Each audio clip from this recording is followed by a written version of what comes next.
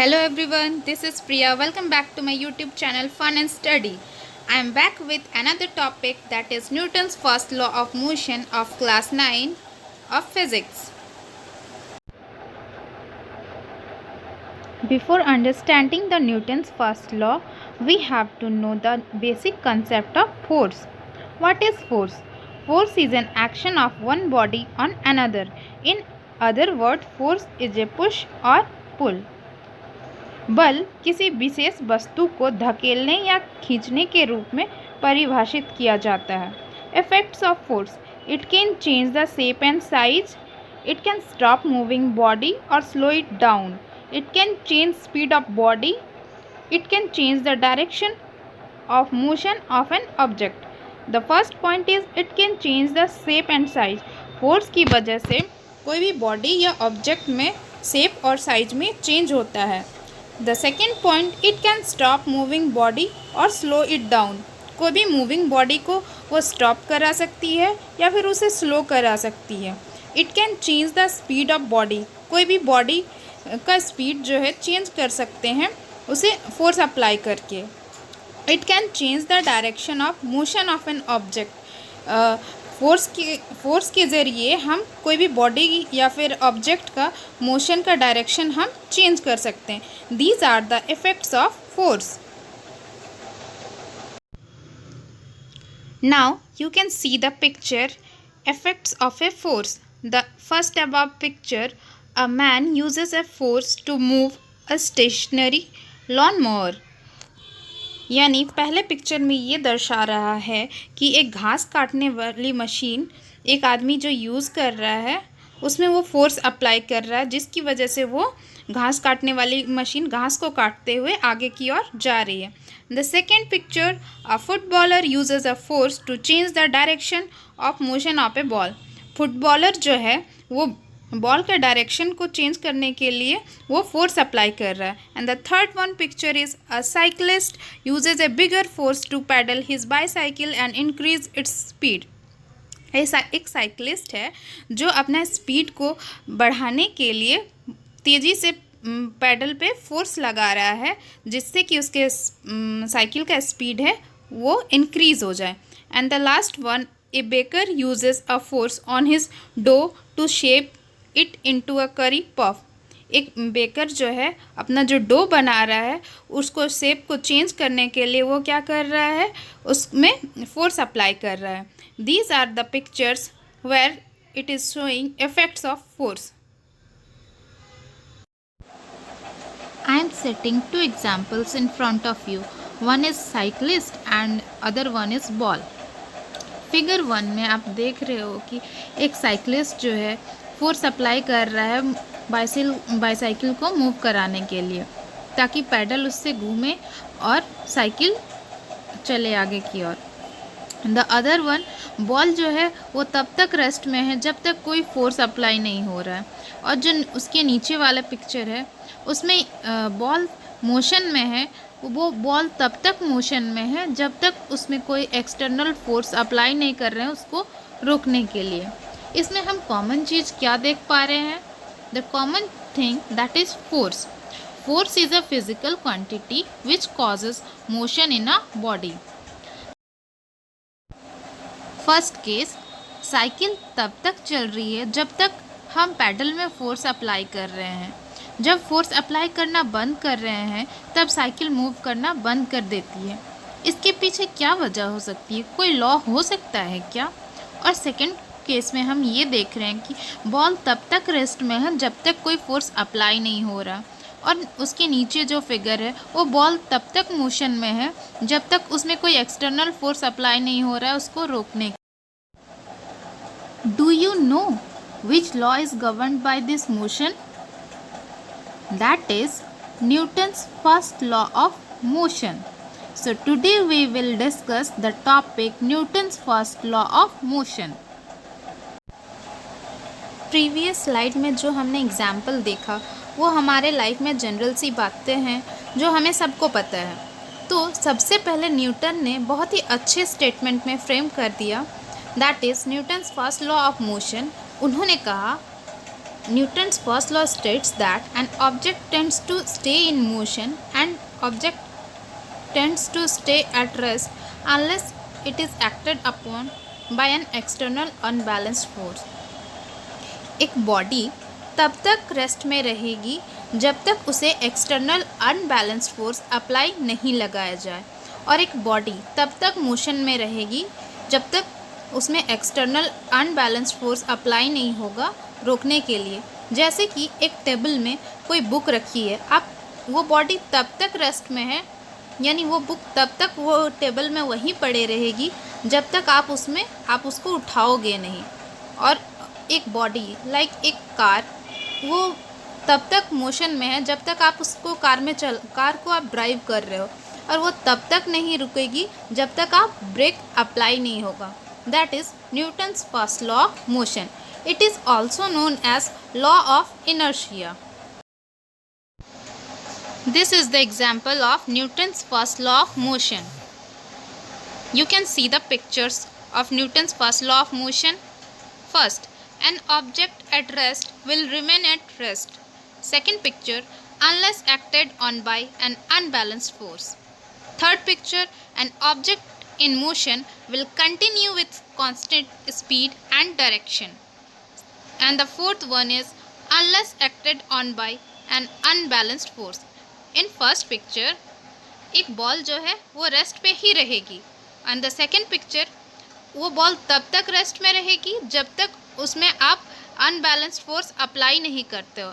And the third picture, उसमें क्या हो रहा है, जब आप फोर्स अप्लाई कर रहे हो तो क्या हो गया, बॉल मोशन में आ जाएगी। एंड द फोर्थ वन, अब वो बॉल तब तक मोशन में है जब तक उसको स्टॉप करने के लिए आप फोर्स अप्लाई नहीं करोगे। That is the Newton's first law of motion. Law of inertia. Why Newton's first law of motion is known as law of inertia. So, Newton's first law can be understood by inertia. What is inertia? Inertia is an inherent property or tendency of every object to resist any change in its state of rest or of motion. Inertia का मतलब ये होता है कि कोई भी body या फिर कोई भी फिजिकल ऑब्जेक्ट का एक रेजिस्टेंस प्रॉपर्टी होता है जिसके थ्रू वो अपने स्टेट ऑफ रेस्ट या फिर स्टेट ऑफ मोशन को वो रेजिस्ट करता है. That is known as inertia. You can see the picture of law of inertia. आप फर्स्ट पिक्चर में देख रहे हो कि एक वैन है, वैन के ऊपर एक बॉक्स है. वैन जो है मोशन में है और उसके ऊपर एक बॉक्स रखी हुई है. आफ्टर सम टाइम उसमें जब ब्रेक अप्लाई होता है, ब्रेक अप्लाई होने की वजह से क्या हुआ, वैन जो है वो हमारी रुक गई, और रुकने के कारण जो ऊपर में जो हमारा बॉक्स है वो क्या है, आगे की ओर गिर जाता है. ऐसा क्यों होता है? That is inertia. That is due to inertia. So this is known as law of inertia. Mass and inertia. What is the relationship between mass and inertia? Mass is the measure of inertia. In this world, every object has a mass. Mass is a fundamental property of a matter. If an object has a mass, then definitely object has existence of inertia. इसका मतलब ये है कि ये पूरे ब्रह्मांड में, विश्व में छोटी से छोटी से माइक्रो ऑर्गेनिज्म से लेके बड़ी से बड़ी वस्तुओं का क्या होता है, एक डेफिनेट मास होता है. एक माइक्रो ऑर्गेनिज्म का ही आप देख लीजिए, एक 1 माइक्रोमीटर उनका साइज़ होता है, यानी एक छोटी से छोटी चीज़ों में भी मास होता है. अगर मास है उस बॉडी का अगर मास है डेफिनेट, देन डेफिनेटली उसमें अपने स्टेट ऑफ मोशन या फिर स्टेट ऑफ रेस्ट को रेजिस्ट करने का प्रॉपर्टी होता है. That is inertia. The greater mass, the mass of an object, the greater it's inertia. अगर मास ज़्यादा है उतना ही इनर्शिया होगा, जितना ज़्यादा मास उतना ज़्यादा inertia. There are 3 types of inertia. Inertia of rest, inertia of motion, inertia of direction. The first one is inertia of rest. If a body is at rest, it will remain at rest unless an external force is applied to change the state of rest. This property is called inertia of rest. Suppose you are going school through the school bus. मतलब आप एक कोई example ले लो कि आप जब school जा रहे हो थ्रू द स्कूल बस, और स्कूल बस तब तक नहीं रुकती जब तक कोई नेक्स्ट बस स्टॉप नहीं आ जाता, ठीक है। जब बस रुक गई तो बस हमारा क्या स्टेट में आ गया, रेस्ट स्टेट में आ गया। तो आप जो अंदर में बैठे हुए हैं वो भी क्या हुए, रेस्ट स्टेट में आ गए, ठीक। जब और बच्चे आ गए तो ड्राइवर ने क्या किया, बस फिर से स्टार्ट कर दिया। अब बस स्टार्ट कर दिया यानी बस अब मोशन में आ गया, यानी अब अपना स्पीड तो बस इंक्रीज़ करेगा ही। तो बस के कांटेक्ट में जो हमारा बॉडी पार्ट था वो भी अब क्या होगा, मोशन में आ जाएगा। तो बस के कांटेक्ट में हमारा कौन सा पार्ट है, हमारा lower part, that is leg. तो वो क्या है, वो मोशन में आ गया। बट जो हमारा अपर पार्ट है वो भी रेस्ट में था।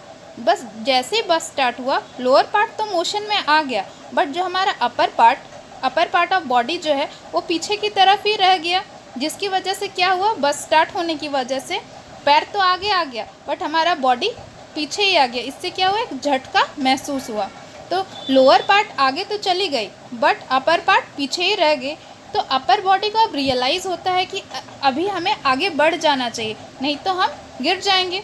तो अब वो अपने बॉडी को अलाइन करने में इम्प्रूव करता है।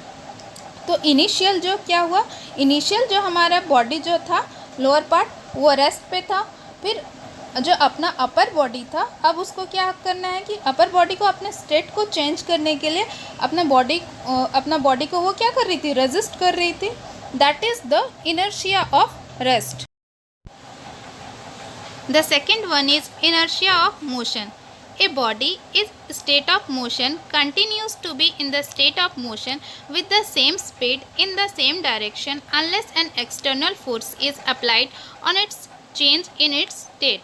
This property is called inertia of motion.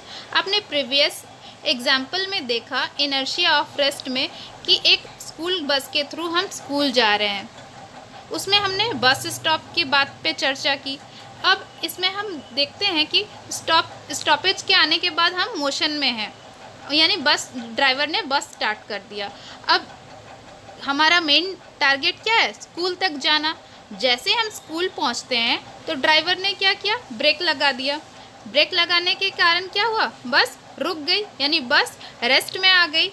But बस के कांटेक्ट में हमारा कौन सा पार्ट था, दैट इज लेग, यानी लोअर पार्ट। जैसे ही बस रुकी तो हमारा लोअर पार्ट भी क्या हुआ, रेस्ट में आ गया। बट अपर पार्ट जो है वो अब तक मोशन में ही है, उसको क्या लग रहा है कि हम मोशन में ही हैं। तब आगे की तरफ उसको एक जर्क फील होता है। तब अपर पार्ट को रियलाइज़ हुआ अगर हम अपना अलाइनमेंट ठीक नहीं किए तो हम आगे की तरफ ही गिर जाएंगे।